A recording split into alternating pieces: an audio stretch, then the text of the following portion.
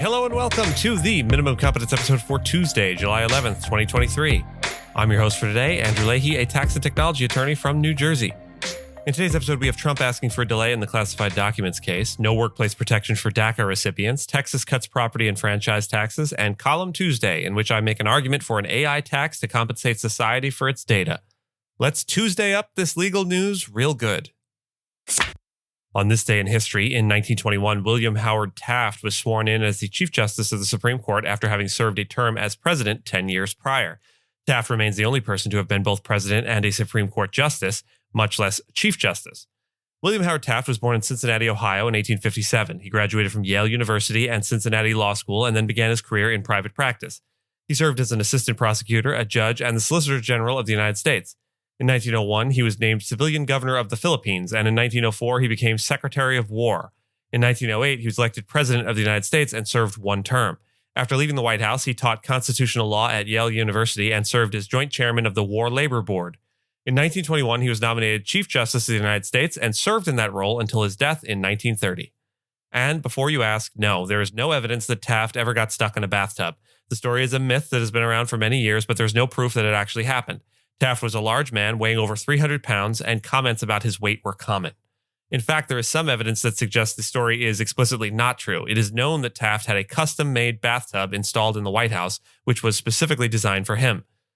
Taft was a middling president and a just-okay jurist. Donald Trump and his aide, Walt Nauta, have asked a federal court in Florida to postpone their criminal trial in the Mar-a-Lago documents case. Prosecutors had already asked for a delay until December 11th, but Trump's lawyers said that would not give them enough time to prepare. They argued that a December trial would be untenable in view of the logistical demands of Trump's presidential election bid, the potentially large amount of evidence they might need to review, and other cases he faces. The documents case will unfold under a strict set of rules prescribed by the Classified Information Procedures Act. Trump's lawyers said that the government's requested schedule was unrealistic and that the court should withdraw the current order setting trial and postpone any consideration of a new trial date. You'll never know unless you ask, I guess. A federal appeals court in Richmond, Virginia, declined to extend workplace protections to a Mexican citizen in the Deferred Action for Childhood Arrivals program who claimed ExxonMobil Corp. Unlawfully used his immigration status to rescind a paid internship offer. The U.S. Court of Appeals for the Fourth Circuit affirmed a lower court order dismissing a proposed class action lodged by DACA recipient Alda de Leon Resendez. The lower court correctly found that DACA isn't protected by federal anti-bias law, and Exxon's hiring policy treats job applicants according to their immigration status. De Leon also cited the U.S. Supreme Court's June 2021 ruling in Bostock v. Clayton County, Georgia, to bolster their discrimination claims, but to no avail. Texas leaders have reached an $18 billion deal to cut property taxes and reduce the franchise tax. The compromise plan includes reducing school property tax rate for homeowners and business properties, creating a tax credit pilot program for non-homesteaded properties, and providing relief on the franchise tax for businesses. The bills and a constitutional amendment to enact the tax cuts are expected to pass in both chambers this week. Governor Greg Abbott will sign the legislation, which would provide the largest property tax cut in Texas history. The tax plan would double the franchise tax exemption to $2.47 million, benefiting nearly 67,000 businesses. Additionally, the bill eliminates a nuisance tax requirement for taxpayers who file no tax due forms for franchise taxes. The measure also includes a provision for reducing the property tax rate for the maintenance and operation component of school district taxation. Non-homesteaded real property valued at $5 million and under will receive a 20% circuit breaker on appraised value increases as a 3-year pilot project. A property tax so-called circuit breaker is just a refund given to low-income individuals when their property tax liability exceeds a given threshold of their income. Here, 20%. And look there, up in the sky. What is it, a bird, a plane? No, it's my column. What the hell is it doing up there? This one's about AI. The owners of generative artificial intelligence models are seeking to improve them by asking for forgiveness rather than permission. 2 lawsuits were filed against OpenAI last month, one over scraped private data and another over copyrighted books.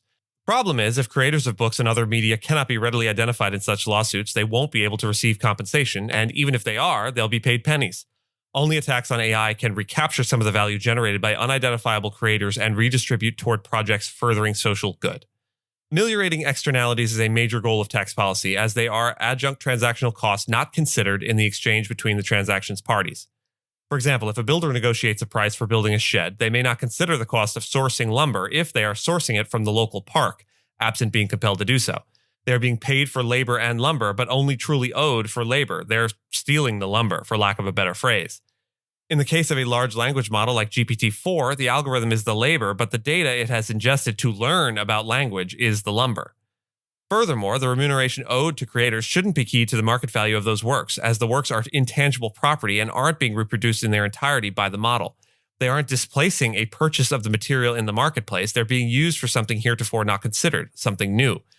Paying society for the use of these works is the wheelhouse of tax policy, not individual infringement suits or the copyright regime writ large. The pursuit of ad hoc lawsuits or class action lawsuits allows OpenAI or owners of similar models the ability to pay one time and gain access to all the world's knowledge. This incentive encourages them to move quickly and infringe things to maximize the value they can gain in exchange for whatever settlement would be. I argue a nimble data crawl tax policy is needed to address the challenges of taxing AI parameters and determining the percentages of value to be taxed for crawled public data. One possibility is to tax models according to their parameters, which can be thought of as bits of knowledge derived by the model from data it has been shown. One thing is clear, though, tax policy is going to need to stay on its toes if it's going to keep up with evolving technology. And with that, I thank you so much for listening to Minimum Competence, your daily news podcast for lawyers. If you're looking for more than Minimum Competence, links to further reading on all the topics touched on today are in the show notes. If you have any questions or story suggestions, you can find us on Mastodon on the esq.social instance. I'm at Andrew, and my co-host Gina is at Gina. The views, thoughts, and opinions expressed in this podcast are those of the hosts and do not represent those of any organization we may be affiliated with. Nothing here should be construed as legal advice because it is not legal advice. Reviews go a long way towards helping new listeners to find our show. If you have a moment, you can leave a rating or review on your podcast player. We'd appreciate it. And if you know someone that might be interested in the story we cover, consider sending them the episode. Minimum Competence is available at minimumcomp.com and wherever you get your finely crafted podcasts. We'll see you back here tomorrow. And until then, consider, when we discuss artificial intelligence, what are we relating it to? Are we insinuating we are genuine intelligence?